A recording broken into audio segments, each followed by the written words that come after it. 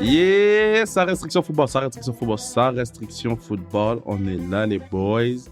On est à quelques semaines, enfin, du kick-off des matchs de saison régulière. On a eu les matchs de pré-saison. Et quand on dit football, on dit Areli Mana. Maintenant, Radio-Québec, quand tu parles de football, t'es obligé de parler de Areli Mana. Linebacker extraordinaire avec les Carabins de Montréal. Linebacker extraordinaire avec les Argonauts de Toronto. Big Dog qui a son t-shirt sur Vintage Way. Brian Areli Mana, comment ça va, big boy? Ça va bien, guys. Comme vous savez, en saison, on est à un match de la mi-saison. Ça va très, très vite. On joue notre 9e match vendredi qui s'en vient. On record aujourd'hui, on est le 5 août, si je ne me trompe pas. Fait que, Ouais. on est déjà à mi-saison. Puis, ce qui dit mi-saison dans la CFL dit début de saison dans beaucoup de ligues. Donc, je sais qu'il y a la RSEQ qui commence très bientôt, le football universitaire. NCAA football commence très bientôt. La NFL aussi vient de commencer la semaine passée avec le premier match pré-saison. C'est la saison du football, guys. Linebacker extraordinaire avec les Rouges et Or de l'Université Laval. Coach extraordinaire avec le Rouge et Or de l'Université Laval. Big Dog qui prépare les premières pratiques du camp qui s'en viennent. Kian Areli Mana, comment ça va, boss? Ouais, les deux gars, je vais bien. Kev, comme tu mentionnes, nous, on est à l'approche du camp d'entraînement qui débute ce week-end pour nous au niveau de, je pense, la majorité des équipes universitaires au Québec. Je vais bien, l'équipe va bien, ready to get to work. So, je suis excité, c'est du bon temps, comme vous avez parlé. Pre-season a commencé la semaine dernière avec le Hall of Fame Game. Cette semaine, tout le reste des équipes commencent le pre-season, donc j'ai hâte de voir un peu c'est quoi les fights et comment les teams vont progresser d'ici les 3 prochaines semaines. Est-ce que vous avez de l'intérêt pour les pre-season games? Ou est-ce que vous aviez, back in the days, de l'intérêt pour pre-season games, et maintenant qu'on suit plus ça et qu'on voit les recrues, on est plus excité? Pour ma part, le pre-season, je trouve pas un peu trop long. C'est pas c'est du football d'évaluation, vraiment. J'aime écouter peut-être un quart et demi max, mais c'est pas vrai que j'ai écouté le fourth and fifth string quarterback qui fight pour le third string job se battre au third quarter, fourth quarter. So, le début de match, tu sais, comme le match Hall of Fame Game, c'est toujours le premier match de pré-saison. J'aurais aimé voir un peu de Caleb Williams. Malheureusement, No need. We don't. Hey, y'all gotta stop with that bullshit. On n'a pas besoin. Vous n'avez pas besoin de voir Caleb Williams d'avance comme ça. Je voulais juste le voir, bro. Je voulais juste voir à quoi ça ressemble. OK, regarde, prends ton sel, tape Google, Caleb Williams, tu vas le voir. C'est ça. Tu comprends? Écouter un match CJ Stroud versus Caleb Williams pour un quart et demi, ça aurait été intéressant, mais on n'a pas eu la chance. Moi, personnellement, le pre-season, ça me dit rien. J'aime ça voir les histoires du pre-season. Il y a toujours une recrue qui surprend. En fait, il y a souvent des recrues qui surprennent et qui sont capables de crack un roster spot. C'est ça que j'aime voir, mais écouter les matchs en tant que tel, non. Non, comme tu mentionnes, je pense que plus les semaines avancent au pre-season, plus le football devient intéressant, puisque je pense que les équipes font un travail assez honnête de protéger leurs stars ou leurs partants, mais à un certain moment, il faut que ces gars-là prennent un peu de galon puis qu'ils se préparent pour la saison. Donc, le 3e ou le dernier match de pre-season, c'est tout le temps lui où est-ce que tu vois un peu plus ces gars-là jouer, donc c'est lui qui m'intéresse le plus. Mais comme Brian a mentionné, moi, je suis un gars que j'aime un peu écouter les analyses de différentes équipes du off-season, qui les gars qui signent, comment ils font. Donc, le fait de les voir jouer contre d'autres équipes dans une compétition réelle, c'est sûr que ça peut un peu te montrer c'est quoi la profondeur de l'équipe. Puis aussi voir juste c'est quoi que les équipes font au niveau des schemes, est-ce qu'il y a des changements d'une année à l'autre. Donc, c'est du football. Écoute, moi, je prends du football à n'importe quel moment de l'année que je peux en avoir. Donc, pre-season, pas pre-season, I'm gonna take it. Est-ce que ça te dérange que Caleb Williams n'a pas embarqué sur le terrain? Personnellement, non, ça me dérange pas parce que c'est le premier match pré-saison. Puis aussi, faut le dire que le match de Hall of Fame, il est très tôt. Je pense après une semaine de camp. Ouais. Donc, pour moi, c'était peut-être pas le... Ben, je sais qu'on va avoir du Caleb Williams bientôt. C'est inévitable. C'est inévitable. Ça me frustre pas de ne pas l'avoir vu. Et à quel point, boys, the winning streak has started strong. On a battu Houston. Oh my On va être God. undefeated to the preseason. And we're going all the way. Bro, moi, j'étais saisi. Quand j'ai dit, ils mettent pas les ones, même avec nos twos, we got the job done. So, now what? So, no ones so great, no twos so great too. Don't talk about the trees, because the trees too so great. Yo, moi, je suis tellement hype pour la saison cette année. I'm a talk my shit J'ai all year tellement hâte long. qu'on soit rendu à week 5 et que tu sois 1-4. Bro, it's not That happening. serait tough. It's not. Okay, boys, let's get to the news. Harrison Butkus, il est 4 ans, 25 millions par année. La question, est-ce qu'il a signé dans sa cuisine? Et l'autre question, est-ce que sa femme est à côté? Ah là là. Écoute, hey, one of the best kickers in the game. Je pense qu'ils ont reset the market. Je sais qu'il a fait polémique avec ses commentaires lors de son speech off-season, mais je pense que quand tu regardes le football, la priorité, c'est un gars qui aide beaucoup les Chiefs, puis je pense qu'il méritait d'avoir ce nouveau contrat. Donc, chapeau Harrison Butker, for real. Ouais, quand on a tout dit, je pense que c'est un contrat mérité. Il a gagné beaucoup de games pour les Chiefs avec l'aide de Patrick Mahomes, of course, mais il a été assez clutch pour faire de gros kicks dans sa carrière. Donc, c'est un contrat bien mérité pour lui. Qu'est-ce qui est plus tough à trouver? Un bon quarterback ou un bon kicker? Un bon quarterback. Hein. Come on, Arrête ça, Kevin. Kev. Non, mais qu'est-ce que je veux dire? Là? Un bon long-term quarterback fiable ou un bon kicker? Parce que les bons kickers, ça... Attends, let me talk my shit. Non, un je vais bon pas te laisser. Let me talk my shit. Un bon kicker, ça pleut pas. Là. Les vrais bons, ça pleut pas. Parce que quarterback, tu peux trouver un patinet pour plug en attendant. Ouais, mais n'importe quel kicker peut faire un 50 yards. C'est pas n'importe quel coup. Pas under pressure. N'importe quel QB pro peut faire un 50 yards. C'est pas n'importe quel QB qui peut lancer qu'est-ce que Pat Mahomes fait. Mais je te dis pas, je parle pas de Pat Mahomes, je te parle en général. OK. Gardner Minshew, il est pas Brock Purdy. Okay. Mais en général, juste, QB, c'est la position la plus difficile à jouer au football. Donc, c'est beaucoup plus difficile de trouver un QB. Puis, je comprends que c'est comparable parce que c'est deux positions qui peuvent jouer, disons, près de 40 ans. Ou si tu restes en santé et tu es protégé, tu vas avoir des longues carrières. Un vrai bon kicker, bro? Vrai bon, là. Quarterbacks, des carrières, c'est plus une denrée rare que des kickers, Kev. Brandon Aubrey, le kicker des Cowboys, a jamais joué au football. C'est un joueur de soccer. Il est arrivé. Ben oui, tu savais pas ça? Non. Jamais joué au football. Non, mais ça, c'est un Wonder Boy, là. C'est un Wonder Boy. Il y avait juste une jambe canon, puis l'ont amené? Est-ce que tu penses qu'un joueur de basket ou un joueur de baseball qui a jamais joué au football peut juste pas dans la NFL et être un decent quarterback? Decent. Je dis même pas bon. Decent. C'est impossible. Mais ça, c'est un. Il n'a jamais joué au football, je savais pas. Attends, wow. ça, c'est un 1 sur 1 million. Là. Ben, c'est l'exemple parfait. Le 1 sur 1 million, bro. Oui, tu me parles de l'affaire qui arrive sur l'éclipse solaire qui arrive aux 40 ans. Là. Non, mais Kevin, cette affaire-là ne peut pas arriver à la position de quarterback. C'est ça que je t'explique. C'est impossible qu'un gars qui sort de la rue, il joue au baseball, il sort de la rue, il peut être un decent quarterback dans la NFL. C'est impossible. Attends, time out. Je veux juste être sûr qu'on comprenne bien mon énoncé. Donc. J'ai dit, qu'est-ce qui est plus difficile à trouver? Un decent quarterback ou un decent kicker? Je trouve qu'il y a plus de decent quarterback que de decent kicker. C'est pas vrai, bro. À long terme. Tous les kickers dans la NFL font leur job, bro. That's not true! That's not true! Il y en a qui manquent des kicks, ok, fine. Mais yo, tous les kickers sont capables de faire un 40. Tous les kickers sont capables de faire sont capables, mais est-ce que tu es capable de les avoir à long terme? That's the real question. Ben, yo, pour moi, il n'y a aucune raison. The 49ers and Patriots, what? Désolé, breaking news. The 49ers and Patriots had a deal in place for sending Brandon Ayuk for 34th pick in the 2024 NFL draft, per source. Ah, that fell through. Désolé, guys. J'ai des breaking news à chaque seconde de Brandon Ayuk. Mais non, puis t'avais dit que c'était un first round pick, 34, c'est deuxième round. Ouais, mais ça fell through. Les 49ers n'ont pas accepté. Les 49ers n'ont pas accepté. Qu'est-ce que tu veux? Le patinet, il fait quoi, Brandon Ayuk, en ce moment? Live, à l'heure qu'on se parle, les rumeurs sont très, très fortes qu'il se fait trade soit à Pittsburgh ou à Cleveland. Mais... Cleveland? Amari Cooper, Jerry Jeudy, Brandon Ayuk.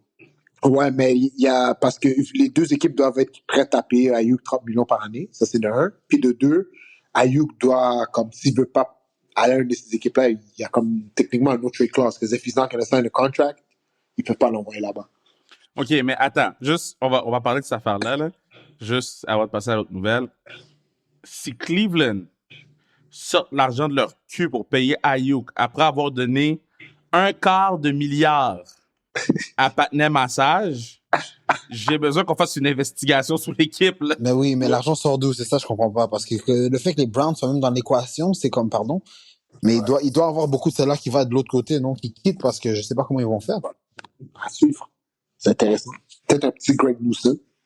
Ou un Denzel Ward, quelque chose à revenir dans l'équation. What if? Hey, don't kill me. Don't kill me. What if, dans le trade, Ayuk s'en va à Browns, puis dans un package, puis Browns envoie Deshaun Watson. Ben, pourquoi ils vont nous envoyer Deshaun Watson? C'est pas qu'on a déjà notre futur? Ben, est-ce que vous avez vraiment confiance en lui? Non, mais Kevin, le gars coûte $64 millions. Là, on a à payer un gars qui veut 30 millions. Tu penses qu'on va donner un gars qui veut 30 millions pour un gars qui coûte 64 millions? J'ai dit, don't kill me. I'm sorry. Tu sais, quand c'est le point de le gars émotionnel, désolé. Mais, quelque chose que je pourrais voir, c'est un petit truc comme Amari Cooper pour Brandon Ayuk. Non, Amari Cooper puis un second ou third round pick pour Brandon Ayuk. Mais non. Amari Cooper est devant Brandon Ayuk, là. Ben, pour eux, il est plus vieux. LT Amari Cooper, vous avez gagné le trade x 1000, là. Ouais. Amari Cooper a eu Joe Flacco, quarterback 4, quarterback 9, puis il a fait ce qu'il a fait l'année passée, là. Mm-hmm. Cooper est excellent. C'est un excellent receveur. Fucking Spice Girl, stop right now. Thank you very much. What are you talking about, man? Non, il est sous ça, for real. À suivre. OK. Énoncé numéro 2. Attendez, là, mais elle fait perdre mon train of thought. Là. désolé. Fuck, man. Le breaking news a chamboulé.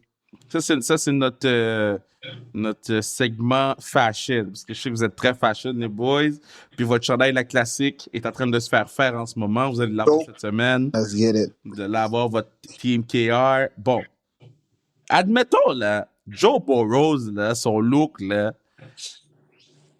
Il a perdu un bet avec Bet99, Slim Shady, the real Slim Shady. Yo, je te dis, Joe Burrow, c'est la terreur de la NFL.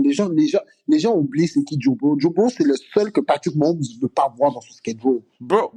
Il y a personne qui a peur de Joe Burrow. Ah, c'est un mensonge. Il y a personne qui a peur de Joe Burrow. C'est un mensonge, bro. Je te dis, c'est un mensonge. OK, so... Yo, Joe Burrow, je t'explique quelque chose de Joe Burrow. Joe Burrow était un linebacker stupide qui a pris une punition de 15 verges, de être 3 et haut contre Mahomes, puis d'aller à 2 Super Bowl.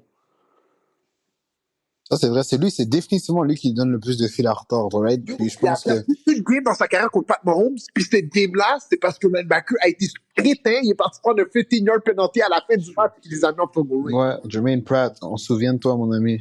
That's true. I'll give it to you. That's true. OK. Qu'est-ce que vous pensez des joint practice? Parce que, bon, l'équipe de Kian, il y a eu un j'aime beaucoup. Beef. Oh, j'aime ça. Il y a eu un petit beef tantôt. Daniel Jones était impliqué dans le petit beef. On a vu Amon-Ra St. Brown impliqué dans un petit beef. Ben oui. Qu'est-ce que vous pensez? Puis là, on parle pro, mais aussi... Kian, on va pouvoir en parler à notre niveau, toi, universitaire et moi, collégial. Vas-y. Moi, j'aime beaucoup le concept des joint practices parce que c'est inévitable. Puis je suis sûr que ce sujet va venir dans les 3 niveaux, que ça soit professionnel, universitaire ou même collégial. Je pense qu'après un certain nombre de temps, lorsque ton équipe compétitionne l'un entre autres, tu veux te mesurer à une autre équipe ou à l'opposition inverse. Je pense que ces pratiques-là permettent à des équipes de pratiquer des différentes situations que sous contrôle, pas nécessairement dans un match où est-ce que tu as beaucoup moins de contrôle de qu'est-ce qui se passe. Ça permet aussi de mesurer, de voir où est-ce que ton équipe est rendue versus ton adversaire qui est, dans le cas des Lions, beaucoup supérieur aux Giants. Puis je pense que, évidemment, oui, il y a des flamèches je pense qu'il y a l'animosité qui s'est créée, il y a des beefs ici, à gauche et à droite, mais je pense que c'est normal. Puis je pense qu'ils vont faire 3 jours de pratique et en plus, ils jouent jeudi soir ou vendredi soir pour le premier preseason game de la saison. Donc, si demain, il y a encore le festival des bagarres, là, c'est counterproductive. But as a first day, première fois que tu joues contre une autre équipe, je pense que c'est inévitable. Puis je pense que, hey, there's going to be training camp fights. C'est inévitable. Every team has them. Puis il faut juste que tu t'apprennes de ça puis que ça ne devienne pas une distraction. Mais moi, j'aime beaucoup le concept de te mesurer à une autre équipe dans des différentes situations, que ce soit des one-on-ones, des 7-on-7, des run shells, special teams periods. Il y a du bon qui va ressortir de ça. Moi, je suis mitigé, man, les joint practice. Honnêtement, parce que moi, dans ma tête, ça fait pas de sens que tu joues contre une équipe à la fin de la semaine, tu pratiques contre eux toute la semaine. Mm. Et pour moi, c'est comme defeat the purpose parce que quand tu joues contre une équipe, tu pratiques contre une équipe, tu vois vraiment comme leur game plan toute la semaine. Ouais. Parce que tu peux pas vraiment. Mais Brian Daboll a dit, c'est ça, we're not going to game plan or scheme against the Lions. Mais là, je comprends qu'ils m'ont battu 4 fois cette semaine sur ce jeu-là. Je vais être prêt le jour du match. Et ça, c'est sûr qu'il ne veut pas. C'est pour ça, moi, je suis mitigé. Parce que quand tu es en saison régulière, tu ne pratiques pas contre ton jeu contre le dimanche. Mais. C'est fucking stupid. Mais comme tu as dit, c'est comme la game là cette fin de semaine, ça sera pas les ones versus ones. Là, ils vont peut-être même ils vont pas être habillés, je te dis. So, c'est comme c'est encore un processus d'évaluation. How's my depth doing? C'est justement dans les pratiques que tu vois, OK, Amon-Ra, St. Brown contre Deontay Banks, comment ça se passe? Est-ce qu'il peut hang? Parce que là, il contre Malik Neighbors, ça fait une semaine, tous les jours, toutes ses reps sont découpées à la loupe. Mais là, il faut qu'on voit contre une autre équipe, d'autres schemes. How's he doing, tu sais? OK, juste pour ajouter à la discussion, bon, moi, je suis contre les matchs de joint practice. Comme les team periods, là, ou est-ce que c'est comme du 11 contre 11? Moi, j'haïs ça parce qu'à chaque année, il y en a un qui prend des libertés. Puis là, après ça, ça commence à gauche.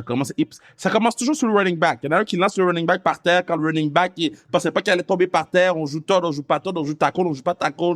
Il y a jamais personne qui a la même définition. Il y a toujours des coachs de l'autre côté qui sont comme, ah oui, vas-y. Nous, on évalue des gens. Du one-on-one, limite du run shell, du pass shell, ça, je suis d'accord à la limite. Parce que c'est vraiment établi qu'est-ce qu'on fait. Receivers one-on-one, O-line D-line one-on-ones, on établit qu'est-ce qu'on fait. Mais dès qu'on tombe dans une atmosphère de match, c'est là que les imbéciles sortent. Ils sortent comme des fucking coquerelles, les imbéciles, dans ce moment-là. But you gotta know how to practice. Ça c'est un skill en tant que comme il faut que tu saches comment t'améliorer, mais tout en étant sous contrôle. Si t'es pas capable de le faire, mais t'es pas à ta place, mon ami, c'est comme next. Mais je te dis, puis je te dis, sur une équipe complète, là, on est dans 3 niveaux différents. Là. Sur une équipe complète, je peux te dire qu'il y a au moins 50% dans chacun de nos niveaux qui savent pas comment pratiquer comme il faut. Je suis d'accord. Fait que ça sert à quoi d'aller se battre contre une autre équipe qui est coachée d'une façon qui est peut-être à l'opposé de comment toi tu vis une pratique. Il y a des coachs que les pratiques, c'est hard. Là. C'est, yo, tout pédale dans le tapis, we go. Puis toi, de ton côté, t'es comme, yo, moi, je veux juste voir mes jeux, mon positionnement, mes shit, prendre mes notes, on est plus cérébral. Là, t'arrives, t'as des imbéciles qui rentrent dans ton quarterback, t'en as juste un, là. Tu sais? En tout cas. Non, c'est sûr. Je pense que c'est des facteurs, mais c'est incontrôlable. Tu sais, le football, c'est comme, OK, t'es le coach, tu donnes des grandes lignes, mais tu comptes sur les 11, tout dépendant si t'es au States ou les 12 ici, qui vont faire leur job et que les gars vont comprendre ce que tu veux accomplir. Mais c'est sûr, là, je suis d'accord avec toi qu'il y a toujours un qui va try hard. Him, he's trying to get a job, he's trying to impress. Si ça implique que je craque le bras de Daniel Jones, je vais aller, puis Brian Daboll me criera après, guess what, he's not my coach, I don't give two damns, tu sais, so c'est comme... c'est tough, man. Je suis mitigé, mais ça fonctionne dans la NFL parce que ça fait plusieurs années qu'ils le font ça. Puis je pense que comme il faut 2 équipes qui se comprennent, puis que je pense qu'avant ça, les head coachs ont des meetings, ils mettent des paramètres comme... J'ai vu aujourd'hui, juste pour revenir sur le point des Giants contre les Lions, c'est que apparemment un des D-line a touché le bras de Daniel Jones lorsqu'il lançait la balle, puis comme apparemment Brian Daboll a snap sur ce gars-là. Mais comme je te dis, c'est comme ce gars-là est comme, OK, le coach de l'équipe adverse peut être fâché contre moi, mais m'en fous, moi, c'est Aaron Glenn puis Dan Campbell que je rendais compte, ça c'est comme... It could be à double tranchant. Exact. OK, parfait. On continue. OK, là, vous savez comment j'aime les jeux. Et NFL Network ont sorti un jeu. Avant qu'on rentre dans le jeu, ils ont sorti la liste du top 100 players. Oui. Donc, on y va avec numéro 10, Max Crosby. Numéro 9, Jason Kelce. Oui. Qui est très, très high. Numéro 8, TJ Watt. Numéro 7, Trent Williams. Yeah. Numéro 6, Chris Jones. Numéro 5, Myles Garrett. Numéro 4, et c'est là, moi, que la liste ne fonctionne pas. Numéro 4, Patrick Mahomes. Numéro 3, Christian McCaffrey. Numéro 2, Lamar Jackson. Numéro 1, Tyreek Hill. cette liste-là est utter bullshit parce qu'ils n'ont pas mis Jalen Johnson dans le top 100. Disrespectful. Ouais, Disrespectful. Il s'est fait snob par ses propres peers. même Treverius Ward. Mais Aaron Rodgers, il a joué 4 snaps et dans la liste. C'est fou. 92. Okay. C'est fou. OK, continuons. Donc, ma question, 1, est-ce que vous mettez du poids dans cette liste-là? Et 2, est-ce que Tyreek Hill est le rightful number 1? Tyreek Hill est le rightful number 1 parce que c'est basé sur la saison dernière. Puis je pense que plus extraordinaire que Tyreek Hill l'an passé, je pense pas qu'il y avait. Peut-être Christian McCaffrey. De 2, est-ce que tu mets du poids? Oui, tu es obligé de mettre du poids parce que c'est voté par les joueurs. C'est pas executive, c'est pas fan, c'est des joueurs.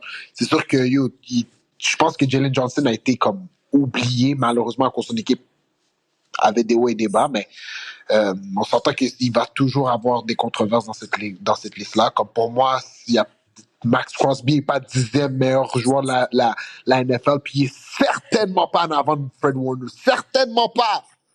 Tu comprends? Mais après, c'est des joueurs qui jouent contre eux. Fait que, non, il y a des choses qu'on voit à la télé que eux, ils voient autrement. So. Ben, soit avec son Ray Charles, parce que pour de vrai, si Jalen Johnson n'est pas dans le top 100, ben, il y a des gens qui ont besoin d'aller sur l'Asic MD, là. Ben, tu sais, une autre affaire que je veux dire, tu sais, comme les 49ers, c'est l'équipe avec le plus de joueurs dans le top 100. On en avait 9, je crois.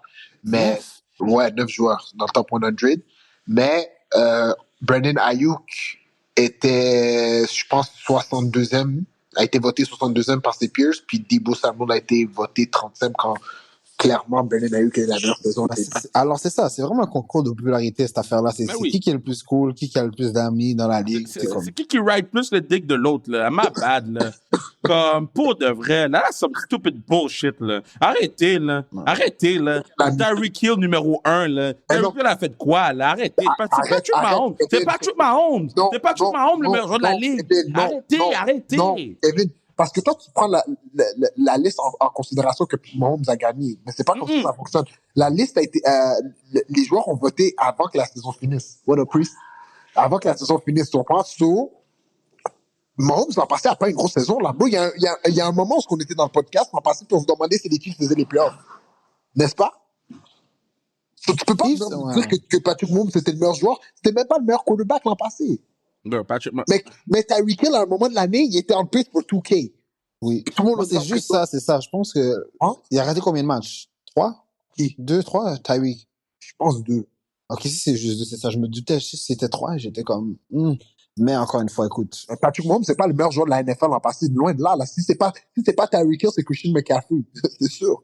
Ouais, mais je pense que en regardant, c'est sûr que s'ils ont voté avant la fin de la saison, je peux donner le bénéfice du doute, mais comme si le vote est fait post-season, tu veux pas me dire que moi, j'ai la difficulté à ne pas mettre Patrick Mahomes numéro 1, brought his team there, won the Super Bowl MVP, c'est comme... Ouais. Non, faut que tu mettes le gars numéro 1. Non, mais tout le monde le sait que c'est le best player dans la ligue. S'il n'a pas gagné numéro 1, guess what? Mais c'est ça. Tyreek Hill est comme, je peux pas dire qu'il ne mérite pas d'être là. Tu sais, il y a une saison incroyable aussi, puis sans sa blessure, je pense que he could have done something. Ou encore, comme tu as dit, McCaffrey aussi, c'était un très bon candidat. Ou t'as MVP, parce que numéro 2. Parce que Kevin voit ça comme si les gars ont dit que Tyreek Hill c'est le meilleur joueur de la NFL live.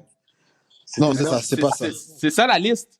Non, mais c'était le meilleur joueur de la saison 2023, je pense. C'est ça, la 2023. C'était le meilleur joueur de la saison 2023. T'as pas dit le meilleur joueur de la NFL, là? OK, ben d'abord, pour être le meilleur joueur de la saison 2023, si tu joues 4 snaps, tu peux tomber 92. Non, mais c'est ça. Je te dis, il y a du poids. C'est dégueulasse. You gotta give and take. You gotta give and take. Mais il n'y a pas de give and take dans une liste. Une liste, c'est ça ou c'est pas ça, là? Ben, yo, bro, c'est clairement pas ça et c'est ça en même temps. Fuck. Me faire fâcher pour rien, là. Ah, mais yo, Patrick Mahomes ne mérite pas d'être numéro 1. We're gonna keep it a buck, là. L'an passé, il n'a pas eu la meilleure de ces saisons, là. Et de loin. Vous vous rappelez la game, il est allé à Denver, puis Denver, on fait quoi?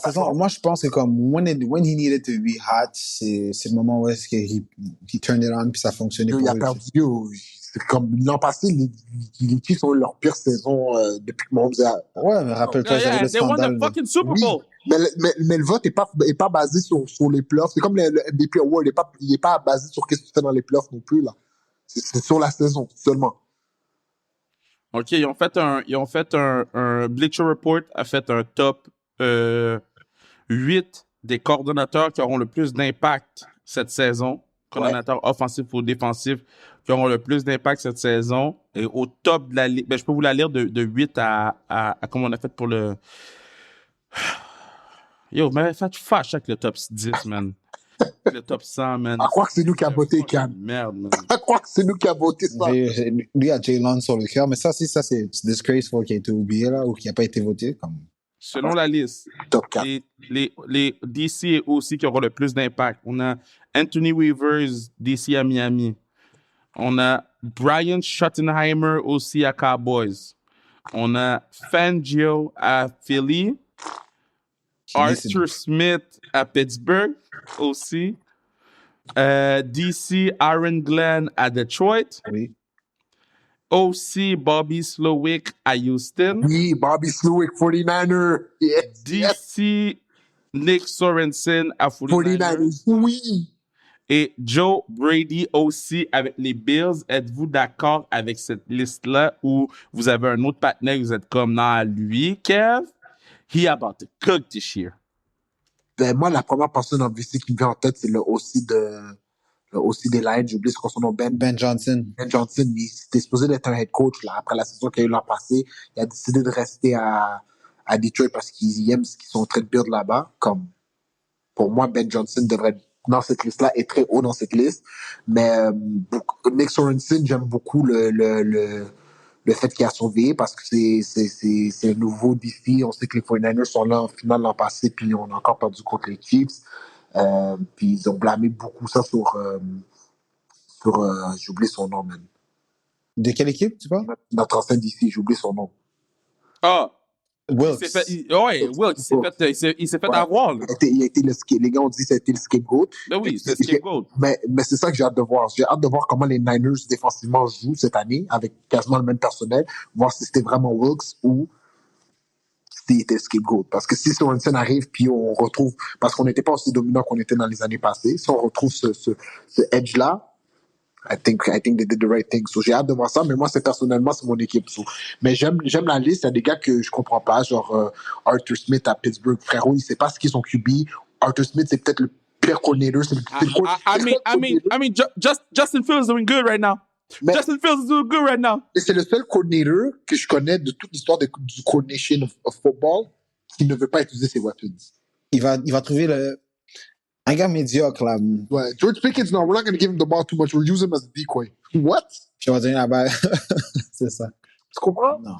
Moi, de cette liste-là, honnêtement, il y a des... En fait, comme Brian a dit, il y a des noms que je suis comme, OK, I don't know why he's there, mais moi, il y a certains noms que comme, je suis intéressé de voir comment ça va progresser, comme Mike McDonald, l'ancien DC des Ravens, qui est rendu head coach à Seattle. J'ai hâte de voir est-ce qu'il va amener la même identité de la défensive qu'il y avait avec les Ravens aux Seahawks. On sait que c'est une équipe qui a une réputation d'avoir une bonne défense, mais faut qu'il relève le pas de jeu. Sinon, moi, j'aime beaucoup James Schwartz, DC des Browns. Je trouve qu'il fait du bon travail. Évidemment, les Browns ont une bonne défense. Ça fait quelques années, ils ont des bons joueurs à toutes les positions. Donc, it's time for them to take that extra jump. Mais avec Deshaun Watson dans leur carrière, que ça fait longtemps qu'on n'a pas vu qu'il joue comme ces jours avec les Texans, je doute que ça va vraiment débloquer. Mais hey, guess what? Moi, je suis un coach défensif. C'est les schemes défensifs qui m'intéressent. J'ai hâte de voir vraiment ces deux coachs, qu'est-ce qu'ils vont faire de leur unité l'année prochaine, encore une fois. Honorable mention à Bobby Slowick, leur pass game coordinator des 49ers qui est... C'est ça, les Texans roulent pas le même scheme, mais c'est le 49ers offense. Fait que j'ai hâte de voir ce qu'il fait avec toutes les weapons qu'il y a à Houston. Houston vont vraiment être nice. Ouais, il y en a comme Bobby Slowick, il va être capable de trouver les bons schemes pour rendre ses joueurs open. Des gars comme Tank Dell, des gars comme Nico, Stephon Diggs, Joe Mix. Bon, ça va être nice. Ouais. Non, ils sont bien balancés, ils ont des bons weapons partout. Il y a même Matt Lafleur avec Green Bay, là. Mais non. Jordan Love, toi, tu ne pas Justin Jordan Love? Il est dans ta division, toi, t'es un hater, arrête. Mais non. Juste dire, je comprends pas pourquoi les gens n'ont pas nommé Shane Waldron, mais c'est correct. Kat, tu as entendu? Kat, est-ce que tu sais qui Shane Waldron? C'est qui? Demande à Kevin c'est qui Shane Waldron. Vas-y, Kevin. Attends, c'est son coordinateur. Balance-la.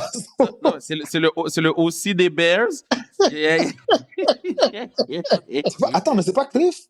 Non, Cliff est où? Non, Cliff Cardinals. Cardinals. Cliff Kingsbury. Moi aussi, OK, on finit avec un petit jeu, boys, Allons-y. parce que là, ça fait déjà 30 minutes. OK, je vous nomme, dans le fond, NFL Network ont sorti une liste parce qu'on a fait le podcast Fantasy Football, puis les gens ont parlé beaucoup. Donc, là, on a une liste des overvalued ou undervalued players. Je vais vous le nommer et vous me dites si c'est overvalued ou undervalued dans le fantasy en première ronde. J'aime ce jeu. Jahmyr Gibbs, en première ronde. Over. Mais, OK, ça, c'est un gars sélectionné en première ronde? Ouais. Ouais, c'est Overvalued. Il va share le backfield avec David Montgomery. Ils ont un Rock qui mange beaucoup de targets. Il est très, très bon. First round, it's a reach. Ils ont Sam Laporta aussi. C'est Ouais. Debo Samuel en deuxième ronde. Over. Overrated. Overreach. Overreach. Devon A-Chan en troisième ronde. Là que je commence à voir les running backs partir. Moi, c'est fairly rated. Moi, je trouve que c'est fairly rated. Javon A-Chan, c'est un gars qui, à n'importe quel moment qu'il touche la balle, peut amener ça pour 80 verges. Il est super rapide. Dans le backfield, ça va être lui et Mostert. Donc, déjà, un running back by committee, c'est la grande, ça commence à être la norme dans la NFL, à mon Ça avis. commence c'est tôt, troisième ronde, hein? Ouais, c'est ça. Moi, je dis c'est quand même, je pense que c'est un overrated en troisième. Moi, tout dépendant du nombre de joueurs dans votre ligue, là, c'est ça, il faut que comme, Oh oui, ligue moyenne. Là, OK, disons, une ligue à 12. Ouais, ligue moyenne à 12. La ligue est wild. Non, à 12, tu devrais encore avoir un peu de profondeur que tu peux aller chercher ailleurs. Tu peux aller prendre James Conner, genre. Rashee Rice en sixième ronde. Fair value. En sixième ronde, je pense que c'est un fair value, bro. Fair value. OK, celui-là. TJ Hawkinson en 11e ronde. Fair value, donne-moi ça tout de suite. Avec un rookie quarterback ou avec Sam Darnold? Pour moi, c'est underrated, ça. C'est comme, 100%. C'est quoi? C'est underrated, undervalued. Ben oui, Hawkinson est vraiment, il est bon, là. C'est un bon tight end, là. C'est pas un bum. Amari Cooper en 4e ronde. Moi, je dis fairly rated. C'est un wide receiver one. Il faut juste qu'il reste en santé. Il va avoir des targets de peu importe c'est qui son carrière. Puis, Scoop is the guy. Hein. Moi, je suis fairly rated. George Pickens en 6e ronde. Great pick. Undervalued. Great pick. George assist, great pick. Yeah. Kyle Pitts en 8e ronde. Titan, c'est une denrée rare. Ouais. Comme il y en a 4 qui sont comme que peut-être. OK. Kittle, Andrews, Laporta, Hawkinson. McBride, il y en a beaucoup maintenant, bro. Il y a des Titans qui jouent. Oh, il y a au moins Kincaid ou Knox. Half of the league Titan. Le gars Hooper. Pas Hooper, le gars Schultz, excuse-moi. Ouais, Dalton Schultz, ouais. Jake Ferguson de Dallas. Ouais, OK, il y en a. So, en 8e ronde, Pitts. It's a reach. Ouais, moi, je dirais que c'est peut-être un peu tôt parce que... Moi, je vais dire, tu sais quoi, je vais dire undervalued parce que t'as Pitts a plus Arthur Smith puis je pense qu'il peut blossom. Il y a comme du ballon à partager. Bijan, Drake London, Kyle Pitts. Ils ont eu, ils ont Kirk puis ils ont pris Penix first round pour un autre weapon. Donc, Kirk lance la balle au tight end. Oh non, Kirk, ils sont en business, mais c'est ça. J'ai besoin de voir l'utilisation. Là, on parlait de pre-season. C'est quoi le scheme des Falcons? Il faut qu'on regarde, là, qu'est-ce qui se passe avec eux. Trey McBride en 6e ronde. Undervalued. Yeah. Great tight end. McBride, get him as early as you can. He's a great pick. Et le dernier à fall off comme ça se peut pas dans les fantasy parce que il fut un temps où il était dans les 3-4 premières rondes. Et là, il est sorti dans notre jeu. 8e ronde, Austin Eckler. Je touche pas à ça, moi. Je pense qu'il va être dans le agency, lui. Je crois qu'il va être dans le Il va être un waiver buyer? Waiver buyer. Il y a Antonio Gibson, Brian Robinson, Austin Eckler dans le backfield, Jaden Daniels, ils vont lancer le ballon, là. Ouais. Ça se peut qu'il y ait une grosse game, mais c'est la force que j'aime pas ça quand t'es dans un running back committee. Puis en plus de ça, t'es un passing heavy team et t'as tous ces receveurs-là autour, comme. Ouais. La balle devient compliquée à... Plus des problèmes de santé dans les dernières années, c'est comme... 6.8 points, 7.3. C'est frustrant quand t'as ces running backs. Tout le monde a 20 dans ton équipe pour 10 et plus, puis il y a un gars qui a comme 4.3. Ça, c'est lui. Austin Eckler, ça va être lui. Puis Austin Eckler, en passant, Kevin t'a dit, il sortait dans les 3-4 premières rondes, il sortait dans les 5 premiers choix. Il fait un temps. C'est fou, hein? Mais boys, 5 premiers choix. time's up. On se reparle la semaine prochaine. Je pense qu'il y a une couple de games pré-saison qui vont avoir été joués. Ça Donc, commence. on se reparle la semaine prochaine. Puis Le draft, c'est quand? Notre draft à nous? Ouais.